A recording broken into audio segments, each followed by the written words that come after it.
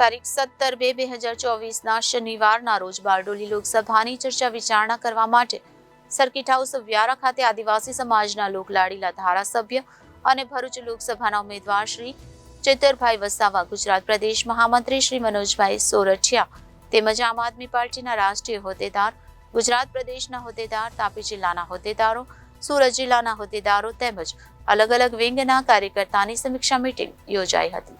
ગત ચૂંટણીમાં બારડોલી લોકસભાના તમામ વિધાનસભાના મતગણતરી કરતા બીજા નંબર ઉપર આમ આદમી પાર્ટીનો નંબર આવે છે. માટે આ સીટ ઉપર કોંગ્રેસ અને આમ આદમી પાર્ટીના ઇન્ડિયા અલાયન્સમાં મેરિટ ઉપર આમ આદમી પાર્ટીની સીટ મજબૂત ગણાય છે. માટે બારડોલી સીટ ઉપર આમ આદમી પાર્ટીની સ્થિતિ મજબૂત જણાઈ આવે છે. ધારાસભ્ય ચેતરભાઈ વસાવાની લોકચાહનાના પરિણામે આદિવાસી બેલ્ટમાં આમ આદમી પાર્ટીનું ઘોડાપુર આવ્યું છે એમ ગણી શકાય, જેને પગલે બારડોલી સીટ આમ આદમી પાર્ટીના ફાળે જશે તેવી સંભાવના મજબૂત બની છે. માહિતી અનુસાર આમ આદમી પાર્ટી કોંગ્રેસ સાથે ગઠબંધનમાં 8 સીટ સાથે મક્કમ ચૂંટણી લડશે, પરંતુ ગઠબંધન તૂટશે તો 26 સીટ ઉપર પણ પોતાના ઉમેદવાર ઉતારશે. હવે આમ આદમી પાર્ટી ભરૂચ અને ભાવનગર સીટ ઉપર ઉમેદવાર જાહેર કર્યા પછી બારડોલી સીટનો ઉમેદવાર પણ ટૂંક સમયમાં જાહેર કરશે. મારી પાસે આટલી માહિતી થઈ કાઢી લાવવાનો હતો, પણ મનોજભાઈને વિનંતી કરું કે તમે તમારી રીતે એનાલિસિસ સાથે વ્યવસ્થિત ઉમેદવાર આપશો અને તન મન ધનથી સહકારીની તમને મદદ કરશે.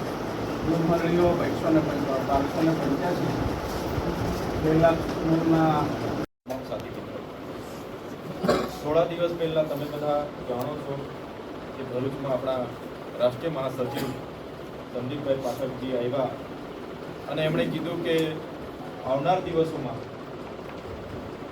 જે ગઠબંધનમાં ઇન્ડિયા ગઠબંધન એલાયન્સ જે બન્યું છે એમાં જે તે સમયે પૂરા દેશમાં લોકહિત માટે, લોકતંત્રને બચાવવા માટે અને ભાજપને કઈ રીતના પરાસ્ત કરાય એ માટે એક મંચ પર 28 જેટલા વિપક્ષી દળોનું ગઠબંધન થયું અને એલાયન્સની તબક્કાવાર ગઠબંધન બાદ મિટિંગો થઈ. 8 જાન્યુઆરીએ ત્યાં મિટિંગ થઈ, 12 જાન્યુઆરીએ સીટ શેરિંગને લઈને મિટિંગ થઈ. તો ગુજરાતને લઈને જ્યાં આપણે વિધાનસભામાં સારા એવા માર્જિનથી આગળ છે, ઘણી સીટો લોકસભાની વાત કરીએ તો આપણે ભાજપ પછીના ક્રમે છે, તો એવી બેઠકોને લઈને ત્યાં સીટ શેરિંગમાં વિશેષ ચર્ચા થઈ હશે. એટલે જ્યારે સંદીપ પાઠકજી ભરૂચ ખાતે આવ્યા અને એમણે અડધો કલાક ત્યાં અલગ રૂમમાં બેસાડીને એમણે કીધું કે જે પણ આપણે 8 બેઠકો ઇન્ડિયા એલાયન્સમાં લડવા માંગીએ છીએ તો એ તબક્કાવાર જે તે વિસ્તારની બેઠકોમાં જઈને તમારે ત્યાંનું એનાલિસિસ કરવાનું છે કે ત્યાં આપણા કેટલા ઉમેદવારો લડવા માંગે છે ને એમને સાથે બેસી ને ત્યાંના આગેવાનો, હોદ્દેદારો સાથે મળીને એનું એલાયન્સ એનાલિસિસ કરીને દિલ્હી રિપોર્ટ આપવાની જ્યારે વાત હતી. અમારું વિધાનસભાનું સત્ર ચાલે છે અને એમાં ભરૂચથી હું લોકસભાનો ઉમેદવાર પણ. જી, આમ આદમી પાર્ટીના રાષ્ટ્રીય અધ્યક્ષ અરવિંદ કેજરીવાલજી, ભગવત માન સાહેબ અને મહાસચિવ શ્રી સંદીપભાઈ પાઠક સાહેબની સૂચનાથી આજે બારડોલી લોકસભાની અમે તમામ સાથી મિત્રો સાથે મિટિંગ લીધી છે.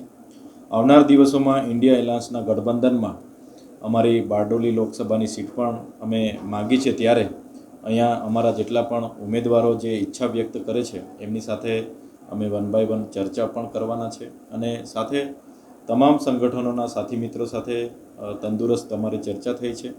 આવનાર દિવસોમાં ઇન્ડિયા એલાયન્સ ગઠબંધનમાં બારડોલી લોકસભા પરથી અમારા ઉમેદવાર હશે અને અમે પૂરી તાકાતથી એ ઉમેદવારને અહીંથી લોકસભામાં મોકલીએ એ તરફ અમારા રણનીતિ હશે.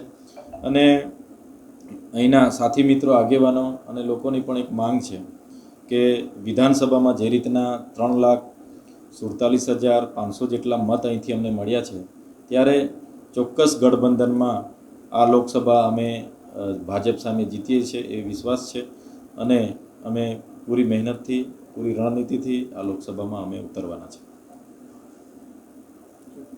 રિપોર્ટર પ્રીતિ કોટવાલ, જનાદેશ ન્યૂઝ, તાપી.